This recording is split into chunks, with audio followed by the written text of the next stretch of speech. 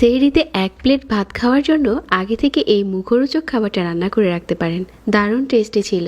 রান্নার জন্য নিয়েছি এখানে কয়েক টুকরো মাছ, একটু ছোট ছোট টুকরো করে নিয়েছি।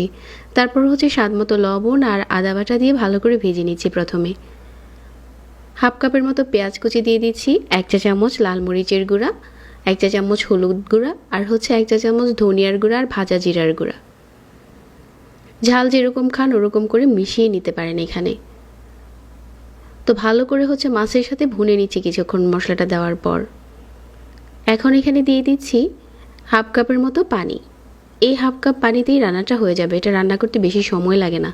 পানিটা যখন কিছুটা টেনে গেছে, এরকম পাপড়ি করে নেওয়া পেঁয়াজ দিয়ে দিচ্ছি হাফ কাপের মতো, আর মাঝখান থেকে ফেলে নেওয়া কিছু কাঁচামরিচ দিয়ে দিচ্ছি।